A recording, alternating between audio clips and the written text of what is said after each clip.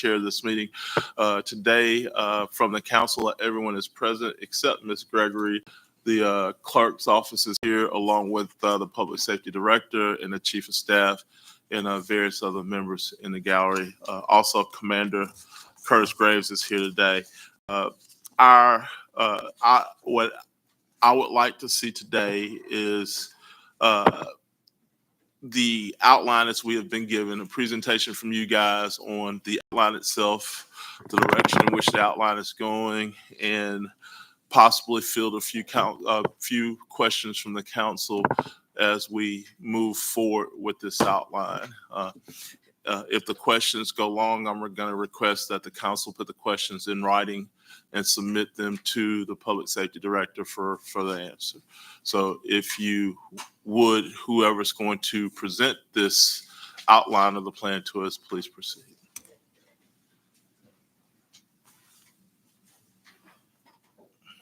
Good afternoon. Thanks for coming. Like I said, the council requested a plan or a way forward in 30 days. Providing a complete plan and understanding strategy within 30 days is quite an insurmountable task. But I did prepare an outline, including why we're doing what we're doing, significant information in respect to the next demographic that we're really going to target, and that's a more targeted approach on our youth, meaning our middle school kids, and moving in 3 new programs that we're going to establish within the next during this fiscal year before the end of September. So if you'd like, you can skip all the way down to the third page. Will talk about the approach and the youth violence prevention. It talks about why we're targeting this group and why we're moving forward with some of the things we're doing. The next page, we'll talk about new programs that we're moving forward to. The first one is Cease to Exist, and basically we're going to target troubled individuals. We've already had a conversation with Chief Batiste over the Strickland Center that we're going to, as one of the places that we will get these kids. These are kids that we identify either through investigation or through groups like Strickland Center that'll be hopefully required to participate in a year-long program. Okay, during that program, they'll get weekly counseling, life skill lessons, de-escalation lessons, decision-making lessons. They're also going to be forced to or made to seek progress on either their high school diploma, GED, or some kind of VOTEC degree. I've not had a chance to talk to some of the VOTEC, but I've had prior conversations with Sidney Rain and other things, so we get getting his buy-in to this program as well. I just put that by sometime during April 2024, we should have the SOPs written.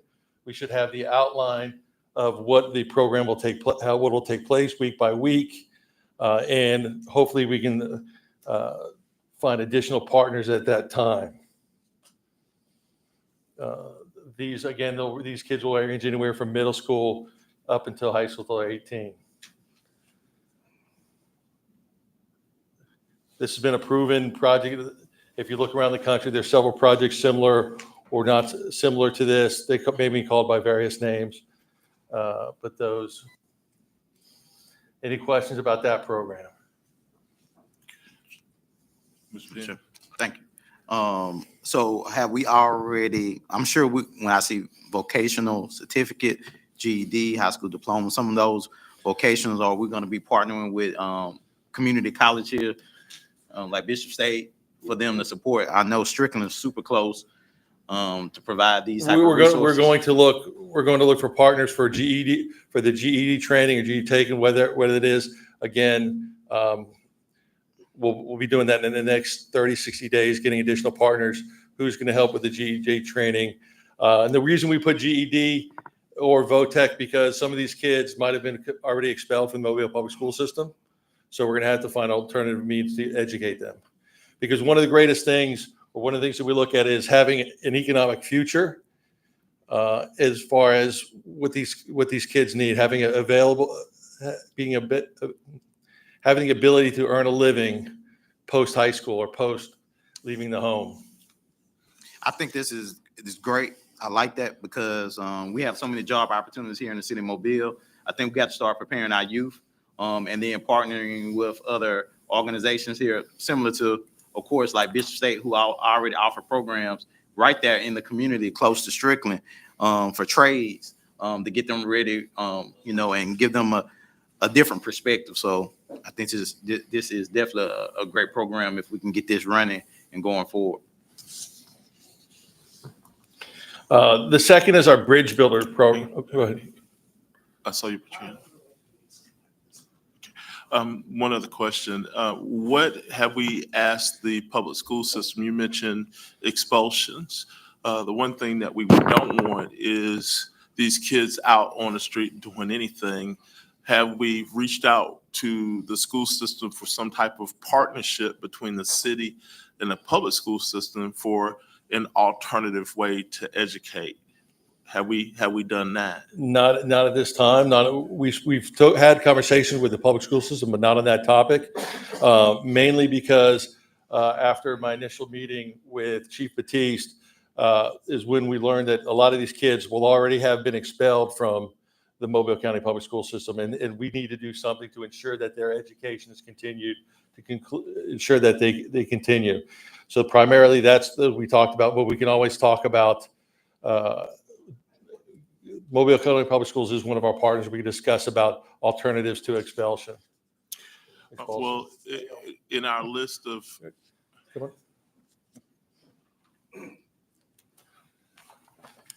I want to add that some of the things that we're talking about right now are already in place. We have DESI Career Center. We have a number of other programs that actually step in when we have kids who have been displaced for suspension or other reasons. So these programs are already in place. We're recreating the wheel here because they already exist. Commander Graves, I didn't see him here, so forgive me if I don't see, I don't know. But the whole point in the plan is so that we have all of it working in unison and we all know what's going. So if we could add that information to the plan, it would be helpful. It will be. The reason Strickland is out there because primarily we look at where are we going to draw these people from? Where are we going to, and we'd like eventually to get to it voluntary, okay? But similar to the SCORE program, they do this in lieu of arrest. I've talked to Chief Batiste, and some of our first kids will probably come either as a condition of release from Strickland or instead of going to Strickland to have to participate in this program. So we wanted to make sure that we had a guaranteed base to start the program with. Yes, I heard you mention volunteer. I know that when you're working with a lot of young people, sometimes they can't see the vision at the age, and by them, of course, making some mistakes. Is it possible, and maybe Chief Batiste can know some information about that? It make this court order, because I think certain things sometimes we have to put people in positions where they have to follow certain guidelines. And that's and I'll let Chief Batiste, but that's exactly why I went to Strickland first, because they have the ability to make this program court ordered as a condition either of release from Strickland or in lieu of Strickland. You want to say anything, Chief? All I would add to that is that, quite frankly, the judge could make it a conditional release and make it part of the court order in order to make sure that the kids did participate in the program. Yes. Commander Gray, you said Oh, it's okay. Oh, I'm sorry. It seems, in my opinion, one of the keys to this problem is keeping kids in school. Is keeping kids in school until they graduate from high school. So, I think there's some data points that I'd like to see is, so school by school, what percentage of entering ninth graders graduate on time? School by school. That's one thing. The other thing is, do we know? So let's say we have a school where only 50% of the kids that enter ninth grade graduate on time. Who are they? Why did they leave? Were they all discipline problems? I don't think so. I think a lot of them leave just to leave because they don't like being in school. But what are the problems? How can we keep these kids in school till they graduate from high school? That seems to me to be one of the keys. And we've got to have the help of the public school system to do that. But I don't know of any data points that help us with any of that. Yeah, so Let me say this, the school system's doing a great job working with us. I think, and it goes back to the heart of the problem, it goes back home. The problem is we have to address the structure of the home, the dynamics of the home. The school system is just a support mechanism for the family, just like so many other programs that are out here. They support the strengthening of the family, but they can't replace the family. All the programs we're talking about now, right now, absent of the parental engagement piece, is ineffective. And you can go anywhere in the country, you're going to have the same result. There has to be a strong parental component in place in order that supports the schools, law enforcement, nonprofits, and anyone else who is trying to assist them in strengthening their home with their children. I understand that, and I agree with you. I still think it would be instructive to know why this school over here has a 50% graduation rate and this school over here has an 80% graduate of. A lot of different dynamics there. Socioeconomics is one, okay, but there are many other factors that play into the reasons why those numbers are oftentimes. It can be medium income range in a family. It can be absent fathers or absent mothers. It can be a mother or a father incarcerated. It can be a number of different factors. It's kind of hard to pinpoint exactly why those numbers may look like that, but there are many reasons why you see those differences. Yeah, two things, Commander Graves. You said there was a DESE Career Center? Yes, sir. DESE What Career center? Center. Where is it? DESE Career Center is here in Mobile. Lakeisha McGill is the director over that center. It's Dynamics Education Systems Incorporated. They've been in place for some time. We use that program in my office, as well as we use that program at the Fatherhood Initiative. Pastor Scott is here. He can actually kind of speak on that a little bit.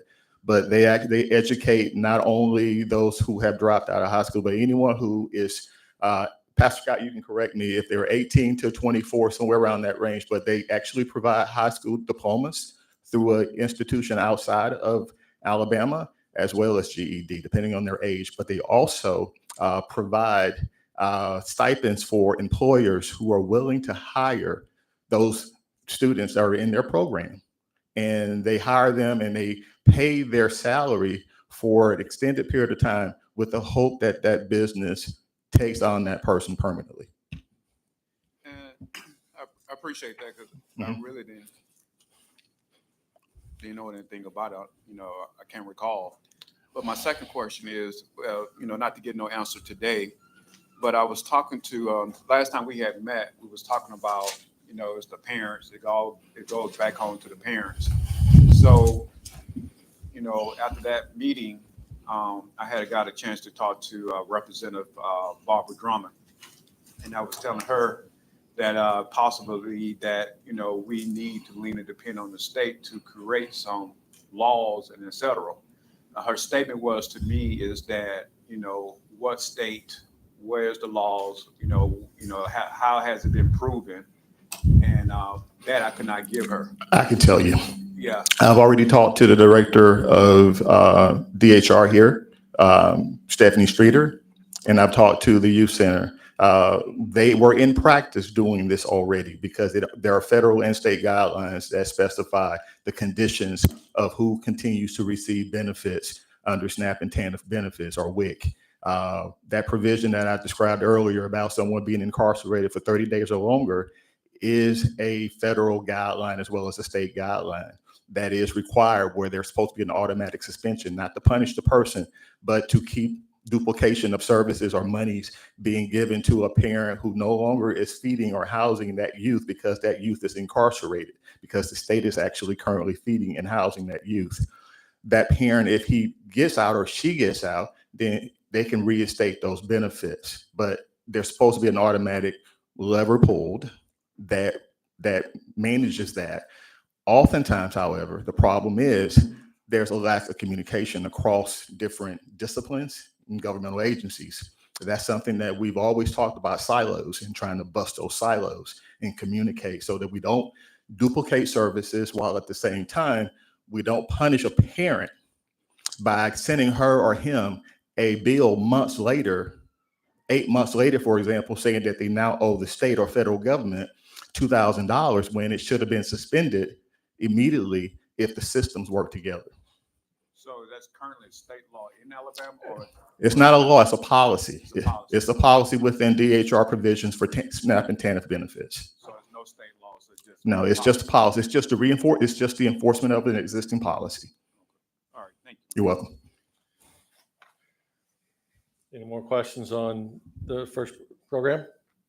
If they are, we'll have them submitted in writing. Okay. I ask that everybody submits in writing. Let's move forward. All right, the second program is the Bridge Builders Program.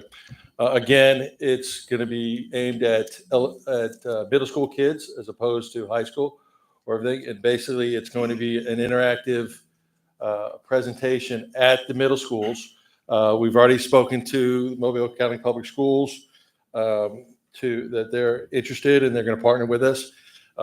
Basically, where we go over deconflicting, mutual respect issues, focusing on with scenarios and peer-to-peer, focusing on interactions with the police and peer-to-peer incidents.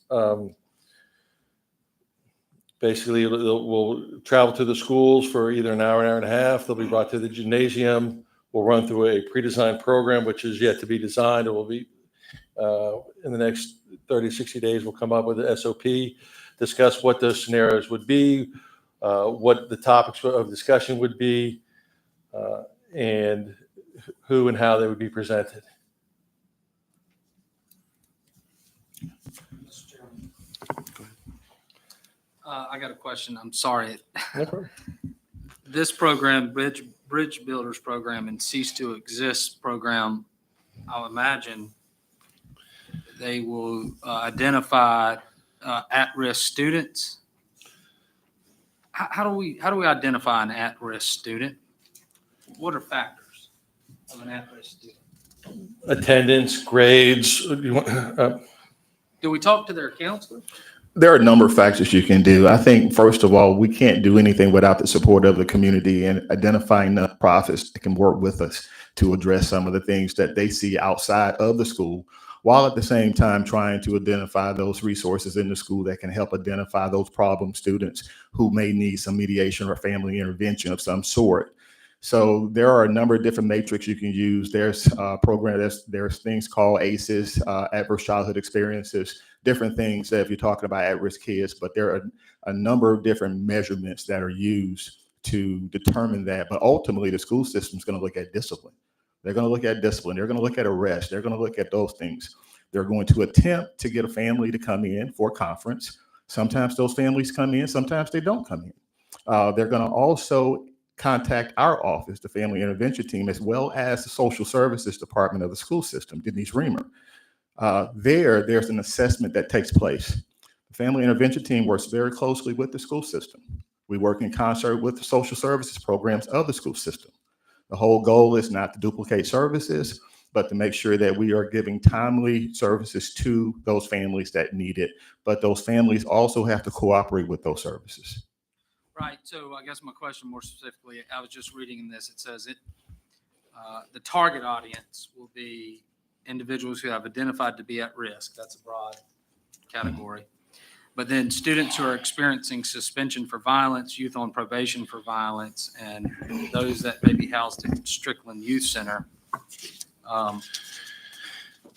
So I would say those last three are pretty obvious ones that, obviously should be enrolling in the programs, but just the other ones, the ones that are identified to be at risk. I'm just curious So- as to specifically how we identify them. So through the Gulf Technology Center and through general law enforcement, you identified individuals who are hanging around, possibly gang members who are not getting in trouble, but always seem to be around those getting in trouble. Those names get taken and those names are understood.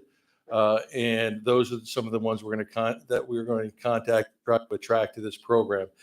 Again, the easiest thing to do is, and the reason we went to Strickland first is because they're going to have a captured population, meaning they're going to have kids that are coming in front of the judge, and the judge has the ability to order them to do so. We can also target those individuals that we are noticing out in the public through police investigations that are at risk or have not committed a crime or committed a violent crime, but are hanging around with those individuals who are.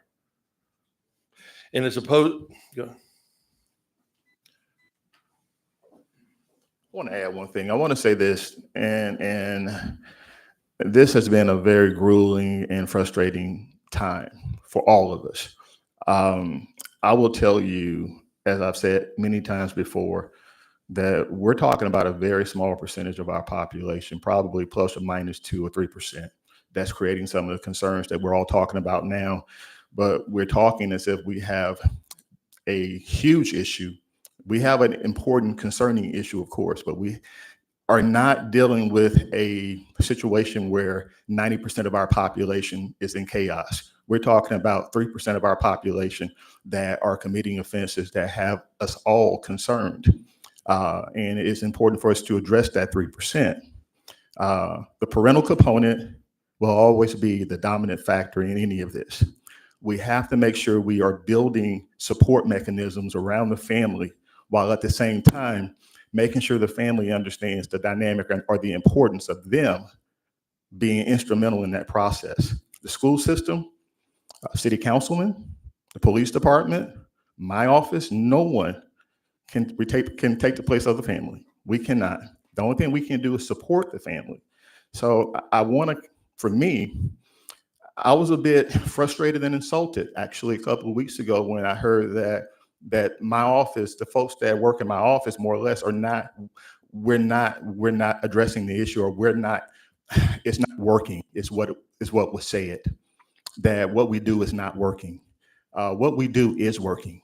I have people here who work tirelessly every day, but that's neither here nor there at this point. The point right now is that we do have solutions. We can't build on those solutions. We can't build on that. That's going to take a lot of things outside of us. It's going to take the community as well. It's going to take nonprofits some are represented here, some are not. But we need to know what they're doing, and we need to figure out how to incorporate what they're doing with what we're doing. it is good.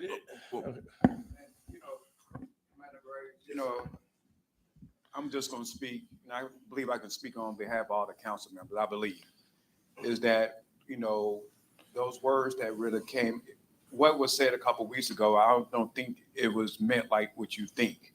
I know one thing that I had stated was, if you keep doing the same thing, you're gonna keep getting the same results. It wasn't you. Okay, I'm just saying, just throwing out that just in general. And the thing about it is that, we understand that it's only like maybe 3%, 5% of those youth population.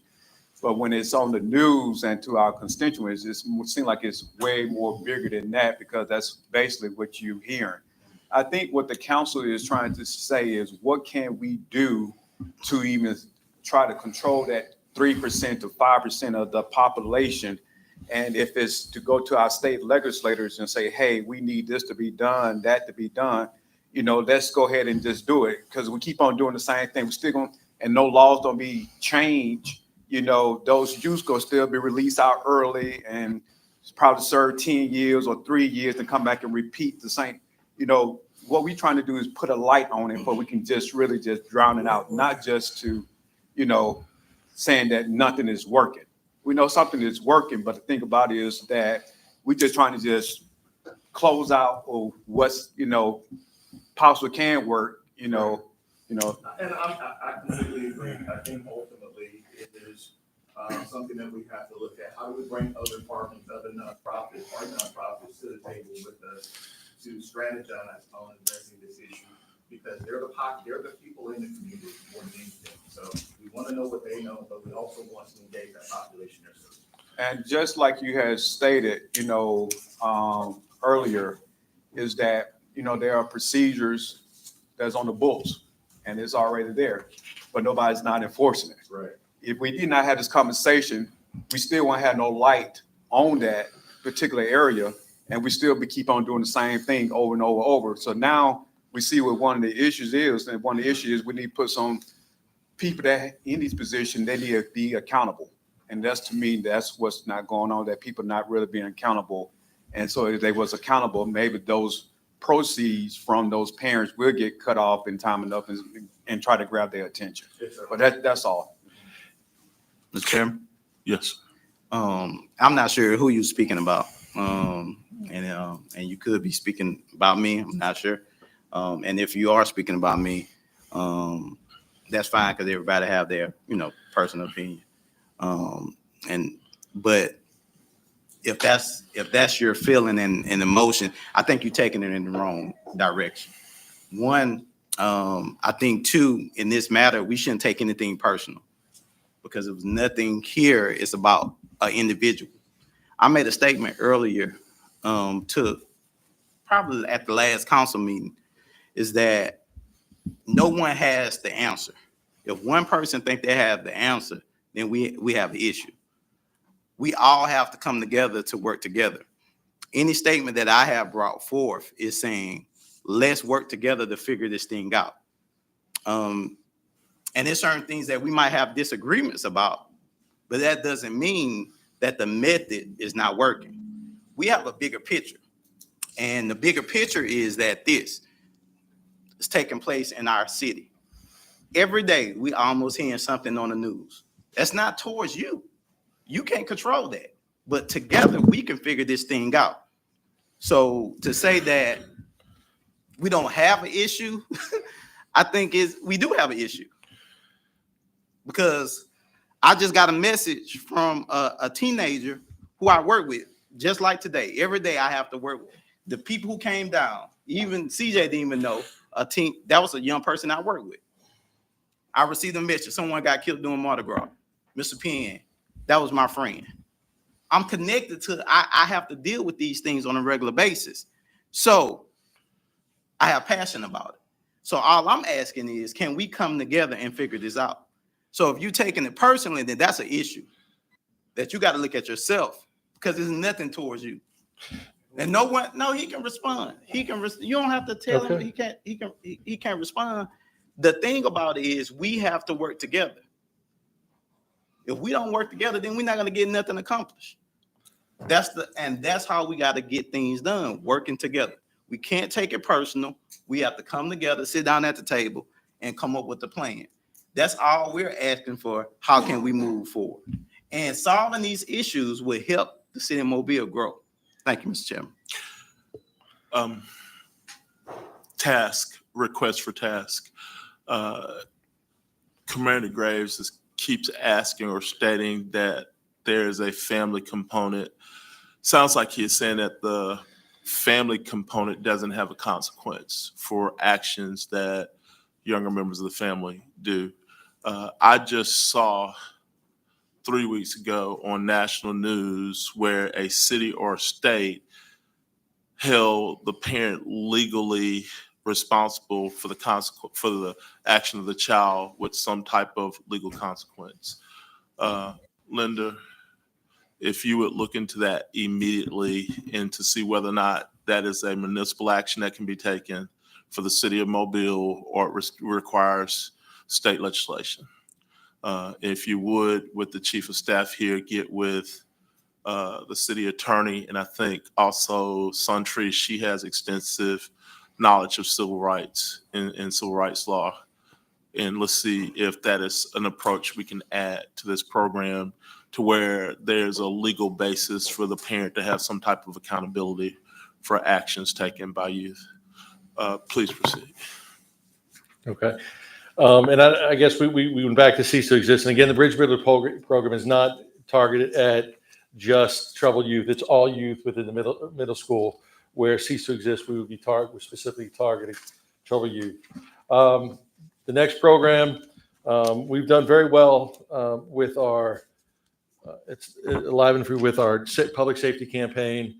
We need to design specific messages and vignettes to be shared on social media to target the younger kids. We plan to produce at least one a month that's 3 to 5 minutes long, some kind of vignette to be pushed out on social media.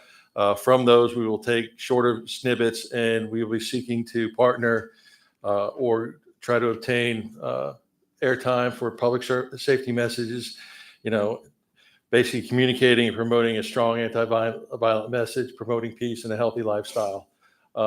Primacy and recency are great things, and the more we can get the message out and get it done, we're going to be better off.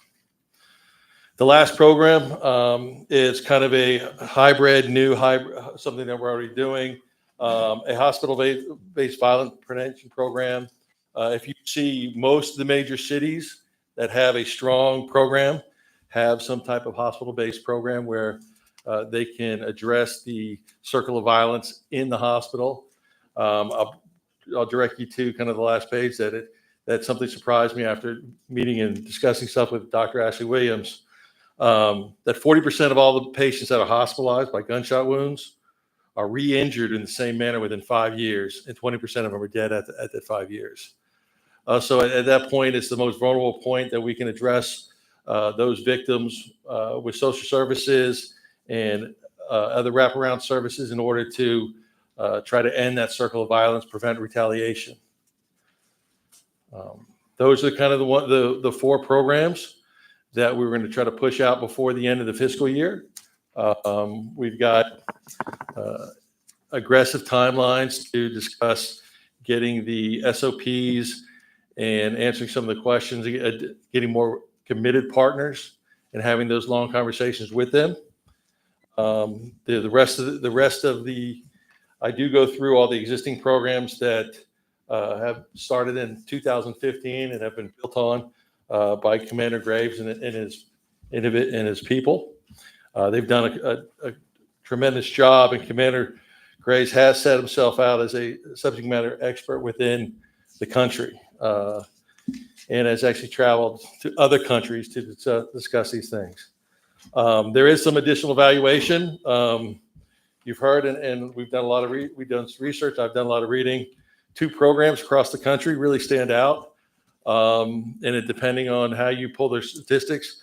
The Richmond, California, and the Baltimore, Maryland. We'd like to go study their office and their different programs. Some of are very similar to what we have here, what you've been produced today, or what's been going on. They do have some additional programs.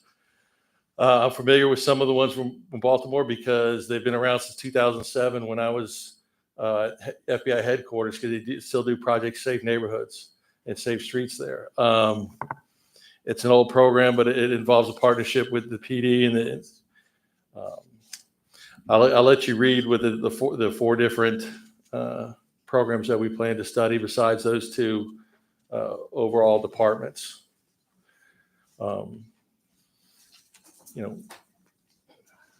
Director, under C, you got Alive and Free, and it said that this program will produce a new theme video 3 to 5 minutes per month.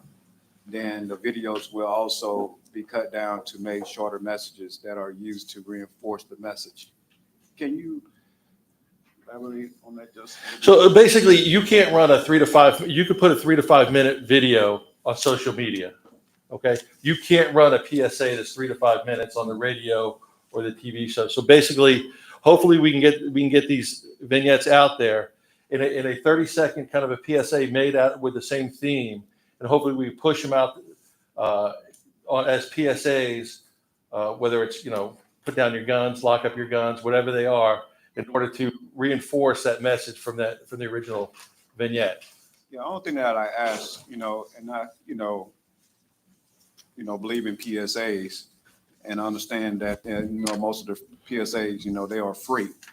But 1 o'clock in the morning, 10:30 at night, I just don't need to see 2 little boys. I need to be reminded to make sure that my gun is outside, it's locked up. I need to make sure that my car doors are locked up, because again, from my understanding, a lot of the guns are coming off the street because of unlocked doors and et cetera.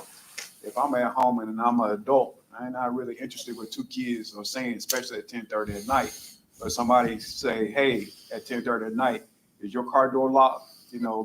save a life, make sure that your gun is inside your house, or make sure that your car. That's what I need to hear at 10:30 or 1 o'clock in the morning. One of the things that I've noticed since I became the public safety director, the city's got a lot of great programs, and whether it's Shonda Smith does a fantastic job first with Park and Rec, now at Public Works, but a lot of the things she does is not reaching the right target audience.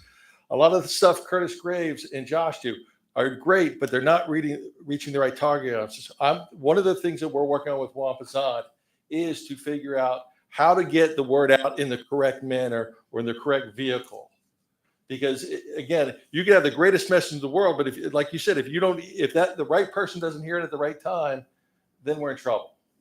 So we are working on a better communications platform. Once we have these videos and PSAs of where they should go, how to produce them, or how to get them out into the public in the correct manner. Because again, how I get my news, maybe not be how you get your news, how Curtis gets their news, Centrise, everybody gets their news different. But we need to match up the appropriate medium with the appropriate target audience. Appreciate you. Mr. Chairman. Yes. Well, thank you, Public Safety Director, and that was the whole point. I'm glad you stated that we can get better, and that we don't have it's not perfect, because if it was perfect, then we wouldn't be here. But one of the things that I wanted to address is that I think it's two. If you have an opportunity to kind of look at two programs that I think that could be great additions, is that we have our community centers already set up in our communities. And I see public safety, the director from the school systems here. I think it would be a great opportunity to also reach out to our school system and see if we can make our RECs bus stops, drop-off spots for our kids, so they have opportunity to go to after-school programs. These are simple little moves that we can make to create a safe place. Kids are getting off the bus. If we already providing a lot of these type of services, why not have a spot where those students can immediately get off the bus and go get tutoring, get the service that they need that we provide by the city, as well as you look at, I believe that a lot of the sites also feed students there. So now we know they're getting a third meal instead of not just getting 2 meals, of course they get breakfast and lunch at school. I think that would be a great program, a partnership that could also provide some resources.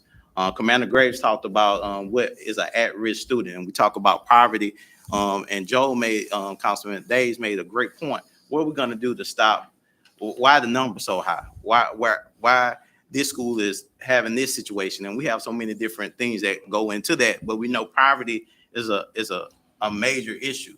I think we also need to look at another program, and I don't know if it would be in this budget cycle, but we have so many job opportunities that's coming here to the city of Mobile.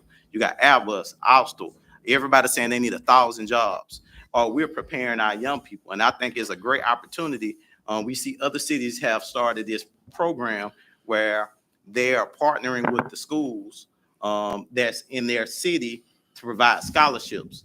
And I believe that the city of Mobile can provide some type of called Mobile Cares, where we have a curriculum, prepare our young people to now get active into Airbus, Austals, and start that curriculum in high school and partner with our school system, so we can start that relationship. I think implementing those two programs could be very instrumental. One, you can have a mentor already in place, a coach already in place. Second, you getting them prepared, because the study shows that if a student is in college or in a vocational school, they have a better opportunity to be successful. And then second, that also help our workforce here in the city of Mobile. And now we can get them working, they're in the jobs. Now they can move back in their community and be productive citizens and inspire others. I think this is a great opportunity, and hopefully y'all get a chance. Y'all can look into it. And I don't mind sitting down and giving you the ideas. I actually already has a curriculum in place that I already ready to go when y'all decide to make that next step. Thank you, Mr. Chairman. Can I? Okay. I was just to comment a couple of things that you said. First of all, we've been in talks, and Sydney Rain's been a long-term partner of the strategic initiatives. And Sydney, one of my first conversations with was how much money they give back because he can't attract the students. And I think what you're looking for in your second thing, it would be tremendously. I'd love to see what you have, see if we can combine it, because we do need to keep that money from going back to Washington and have it spent here, okay, and attract those kids. The second thing, the first one was a very simple idea about getting a bus system, and I want to give a shameless plug to your next Peace Forum on March 2nd. There's probably a lot of simple things out there that the public knows, and that's why we're asking them to come out on March 2nd and talk about it and be in a place where they can hear, that we can hear what's needed and what's actually out in the program. So sorry about that. I just come back to, I think the key to this is in the saying, idle hands are the devil's workshop. I think if you can keep the kids in school, if you can give them, if you can attack truancy at an early stage, if you can provide vocational programs, and I know the school system has started up some of these academies, but if you can provide vocational programs for kids that don't want to go to college, like to use their hands, that they can graduate from high school with a skill that is employable, not necessarily a skill that the schools want to teach, but a skill that's employable, and help them get jobs after they graduate. Then I think not all of it's going to go away, but I think you make serious inroads in it. But you got to keep them, the afternoon programs Councilman Penn was talking about. You got to keep them occupied. Because again, I've beat my chest and opened my soul about this on a number of different occasions. But, when I was that age, when I was 14, 15, I was pretty good, but I wasn't perfect. And there's some things I did that I shouldn't have done and that I regret now. And it's because I had excess time on my hands. Thank you, Councilman Joe. Like I've said 100 times, we all know that you're a reformed hippie. On the truancy, first thing comes to mind is the Little Rascals and spanking alfalfa running when the truancy officer used to show up. We don't have truancy officers anymore, do we? That actually, They used to go to the parents' house. yeah. What happened to the truancy officers? Do we have those anymore? Were they not handled by the police department, or is that the public school system? We have what's called attendance officers who keep up with attendance, and once they reach a certain number of days absent, then we don't have anyone that necessarily goes to a home. I don't believe. Now, again, that's not my department. That does not run through the security department. I can find out more about that for you if you would allow me to. But I do know that we have attendance officers, again, who keep up with attendance. Everything keys on attendance, quite frankly. All of these factors that we're talking about, when we start talking about at-risk students, that is what we look at, is if they are attending school, and if they're not, why? Because either they're suspended, expelled, or they're just not going to school. They're not being, mandated to come to school. I know that it used to be on Thursdays, and Chief Batiste may be able to elaborate more, but there is a court that is held with regard to attendance issues, truancy issues, where parents are held accountable after a kid misses so many days of school. So that does occur. There is a truancy court. But as far as attendance or truant officers or truancy officers who, like you said, like the Little Rascals, who follow the kids around and make sure that they're in school. I know that the years ago, the police department has done some initiatives to have actually some of the school system attendance officers ride with police officers and look for kids that should be in school that are not. I don't know how long it's been since one of those has been conducted, but that may be something that could be looked into again.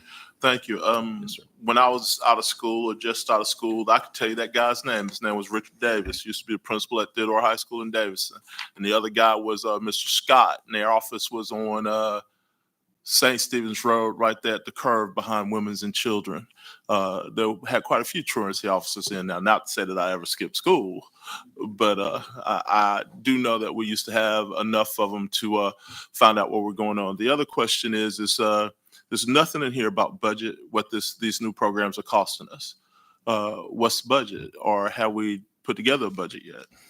until we get the SOPs written, we're not going to understand what the full ramifications of the budget are. They will be completed with the SOPs, and we'll discuss what the budget costs will be on them, additional resources needed, things of that nature. There are some new programs here along with the old, but there's no narrative in how they're going to all work together in unison. I know that this is an outline. Do y'all plan to come back to us to show us how all these programs are going to work in unison, which kids will be directed to what programs, those types of things? Are you coming back to me with that soon? Soon. I think our next step is trying to get a budget, not only for the new programs and get us SOPs written, find out how we're going to staff them and how we're going to complete them. And we can work on a comprehensive document that addresses those things. If you're telling me that's my first order, you're telling me that, but I think I need to build out what I've already committed first, and understand how we're moving forward, because there's a lot of different programs that are called by a lot of different names across this country. Okay, but if you look at the threads of them and what makes up the base, a lot of them are similar. They're similar to what we have here. Okay. And, it is a case that more may be better, but a more concentrated effort on what our target population is and what we're trying to prevent is even better than that. This last round of programs, three out of four, are specifically aimed at the younger set, the youth prevention, the middle school and the early high school. We know that from back in 2015 with Bridging the Gap, that our biggest bang for the buck was to hit ninth graders. Now we need to hit middle schoolers. And that's why you see basically 2.5 programs that are directly just at middle schoolers. Okay. We need to fill that field and then start looking at where our gaps are. But until we get up and running, until we get a more robust system, and like I said, I came here in 2014 for the first time. Okay. Some of these programs were started 2015 is when I first met Curtis Graves. Okay. And the first one was started because we listened to an old woman basically say, "Hey, it's great you're talking to us. You need to talk to our kids." And Chief Barber and I started that. And then from that evolution came all the different programs that you see, okay, listed as existing programs that Curtis Graves and his people have been doing. Okay. When I first took this job, I met with Curtis and what more can we do? Because we know we can do better.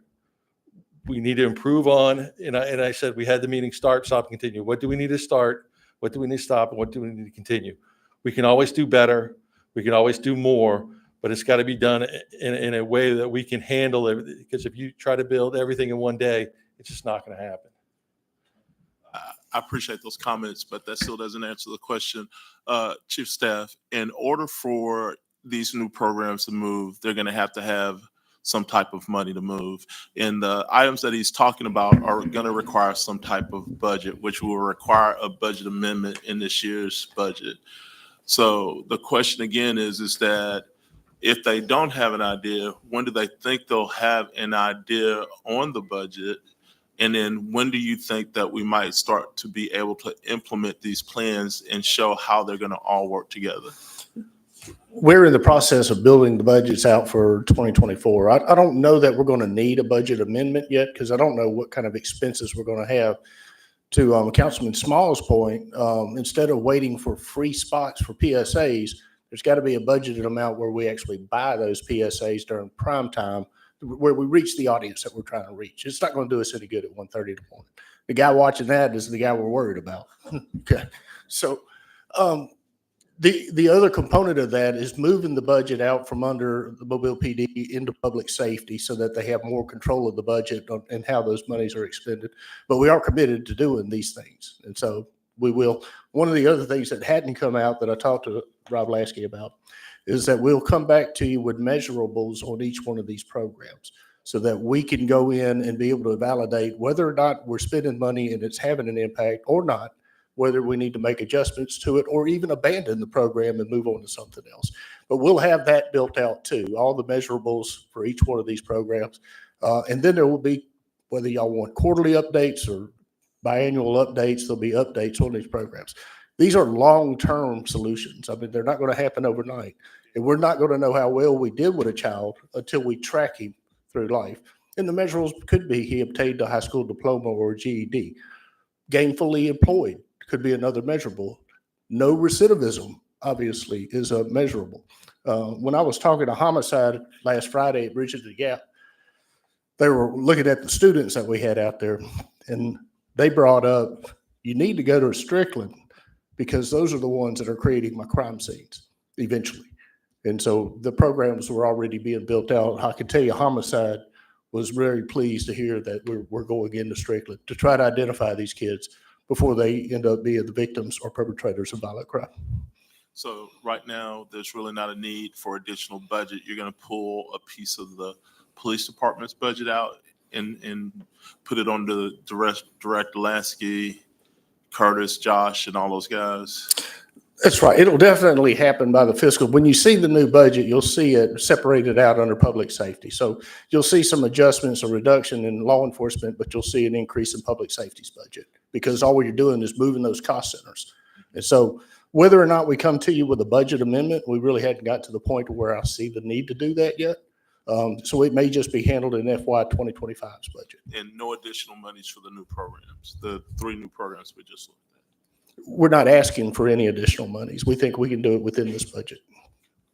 It's good news. Yes, sir.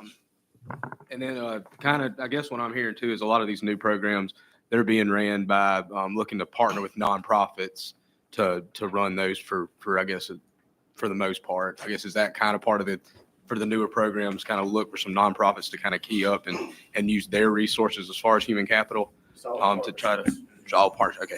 And then at that point, I guess, until you know who your partners are and what their ideas are, I mean, that's probably when the budget's when you'll really see when you need the budget, I guess. Right. Well, again, yes, sir. One thing, I don't see the chief of police here, but I think the police plays a vital role in all this. And and this may be a naive question, but one that I think is sort of elementary that we should always try to answer is, why is it attractive to be a criminal? Why is it attractive for someone to choose a life of prosperity and fitting in with society versus a life of crime, wielding weapons, shooting people, dealing drugs? So why is it attractive to be a criminal? And is there a means by which we can take away that attractiveness? For example, selling drugs, and wielding weapons, are we going to ramp up enforcement of our narcotics unit to combat the attractiveness of being a criminal? That goes hand in hand with this. I think the biggest thing that you have to look at is this. There's a quote that I use often, is by Jim Rome. He says that the sum of your character will be determined by the 5 people you spend the most time with. So choose wisely. The problem is that the people they spend time with are not the people with structure, those who that can influence them, those who are in the home who can influence them. So that's the law of averages, of course, but it has a lot of merit to it. And I think that's one of our biggest problems. So is narcotics going to be ramped up sort of in conjunction with this, narcotics enforcement, drug enforcement, that this is not just another program that we hope works? I mean, we always get the fact you try to arrest your way out of a problem. They've done different things with sentencing guidelines from the time I got. First they increased them, then they decreased them because, especially with crack cocaine, if you look what they did with that, for whatever reason, and it used to have to do a lot with the music. Some lifestyles get glorified, and some lifestyles don't. A lot, I can't speak for everybody. I can tell you what I've seen over my course of close to 30 years in law enforcement. whether it be the gang lifestyle where kids are looking for a place to belong because they don't have a great home life, and those gangs provide that protection and that sense of belonging. Whether it's the lure of what you call easy money, not having to work for it, staying on the street corner selling drugs. I've seen it in all walks of life, all societies. To answer your question, if I can find an answer to your question, I'd give it to everybody for free, because then we can do something about it. But that the why to be a criminal instead of a law-abiding citizen is a difficult one to ask. It's one that I don't think you can ever get an answer to at this point. But you said some things that add up to my point. I didn't get the clear answer. Are we going to ramp up enforcement for narcotics, drugs, that sort of thing, so that it's not, say, easy money? So, but you've got to look at the source of the narcotics. If we go arrest everybody on the street who's selling a dime bag or a small amount of crack or something, we're still going to be, it's a bigger criminal enterprise. What we need to do is identify those shot callers, the worst of the worst, the bad of the bad, like the Gulf Coast Technology Center is already doing, and attack those, get those people off the street, that really mean something. It's because everybody looks up to somebody. Okay. Everybody looks up. And if me playing football as a kid, I looked up to Jack Lambert. Somebody on the street corner is looking up to who? Are they looking up to Mr. Carroll, or are they looking up at the guy who's slinging dope and driving, a drop top caddy on the corner, who's running drugs? I mean, you've got to get them to look up to somebody. And again, going back to his quote, the 5 people that you spend the time with or that you look up to. Okay, you need to find a role model. You've got to make sure that try to get their role models are solid citizens, and not the people who are slinging drugs in the corner. So, I mean, we're going to take those people off the street, but a wholesale arrest and it's been proven that if you go through the neighborhood and arrest all the street drug dealers, 2 weeks from later, you're going to have a whole brand new crew of them. Okay, you got to go after the enterprise, and you got to make it unattractive for those individuals to want to get into the dealing. Understand, and by prosecuting the bad of the bad, the worst of the worst, targeting those individuals who are the shot callers, the leaders, whatever you want to call them, and putting them away for jail for a long time. Those are the people that you need to. You attack the entire enterprise, not just the lower rungs, because that's easy pickings. I mean, you can go and do street level buys day after day and arrest people, but it's, you can't arrest your way to a problem that way. It's targeted. It's more targeted enforcement. That all makes sense. I just, with this, these are, new alternative approaches of programs and trying to help folks out. Are you adequately funded at the police department? Do you have the resources you need to ramp up, prosecution or arrest in this category to make it less attractive? I guess is my question. I don't know the exact numbers, but I was told we should be close to funded staffing level at the police at the end of the summer. Whether we ask for additional bodies in next year's budget is probably going to depend on what we fill. We've been down with police officers for a few years now. We've done a healthy recruiting program, and we're trying to, get to that point. We could always use. I will tell you this: we could always use more police officers. We could always use more firefighters, but we could also need more people like Josh and Curtis who want to do the hard side, the prevention side.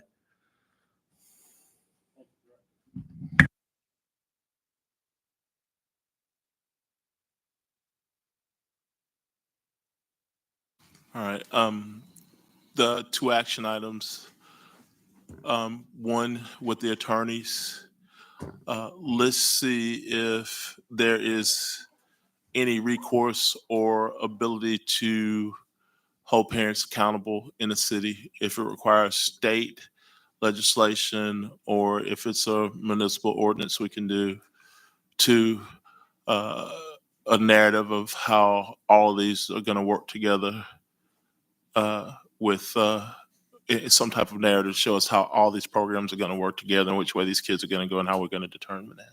Yes, sir, Mr. President. Just one thing, Mr. Lasky, I know you had stated that, that Baltimore had a program and et cetera.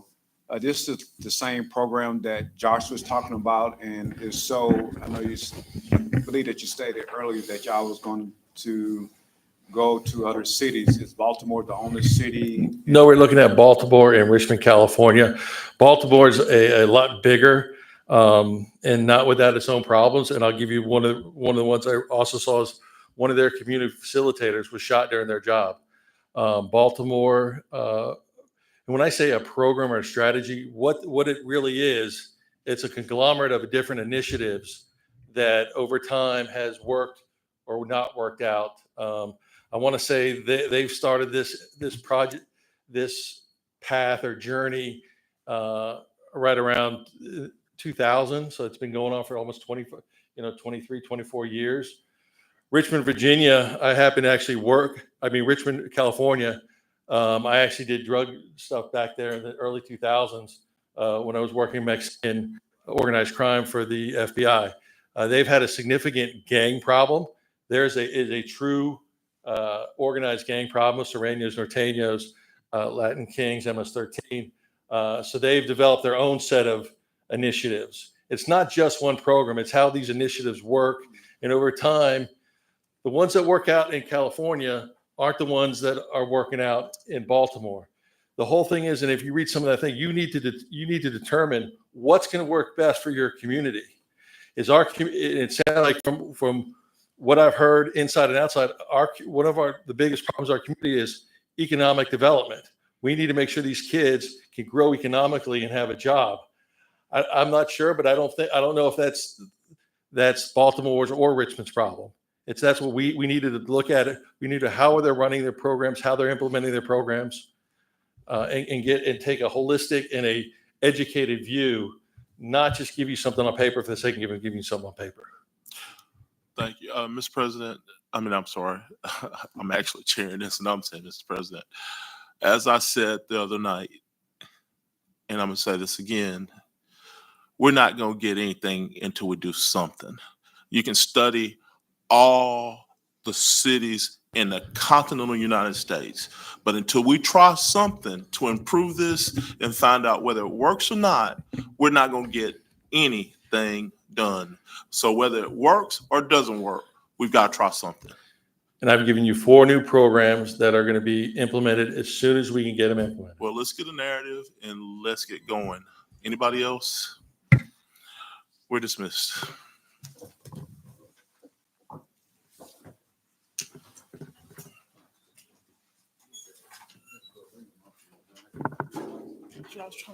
I was hitting him like, shut up, dude.